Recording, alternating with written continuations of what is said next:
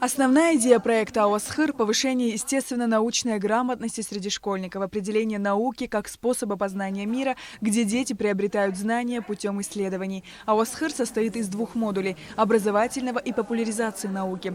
В образовательной части проекта проводились занятия с детьми в естественно-научной области, и завершились они отбором 6 человек, которые дальше будут заниматься подготовкой научных проектов. Этот проект мне понравился во многом.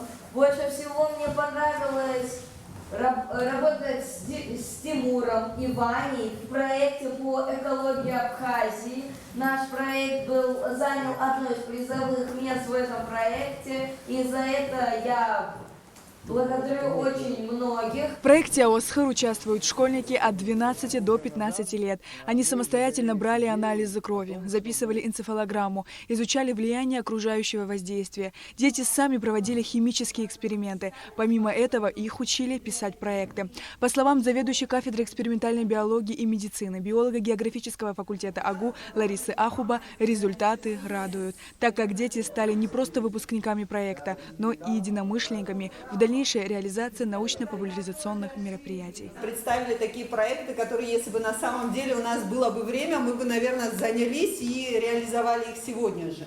Но обстоятельства работают не всегда в нашу пользу. Я думаю, что со временем мы их реализуем, потому что они действительно реальные и они действительно принесут пользу. Основой всего было критическое мышление. Без основ критического мышления сегодня существовать в современном обществе невозможно. По словам организаторов проекта, идея создания АОСХИР родилась еще 2 года назад. И благодаря поддержке благотворительного фонда «Амшра» год назад проект удалось реализовать. Мы с удовольствием поддержали проект АОСХИР, потому что это проект направлен на будущее.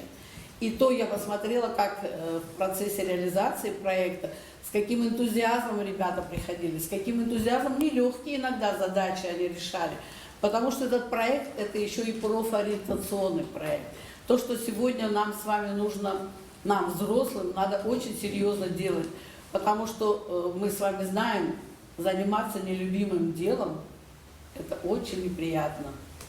Поэтому если эти ребята пришли сами, выбрали этот путь, я хочу, чтобы у них все было хорошо. А мы постараемся поддерживать ваши инициативы. Я надеюсь, что ребята вырастут и сами уже будут писать проекты, и обращайтесь в фонд Амшра.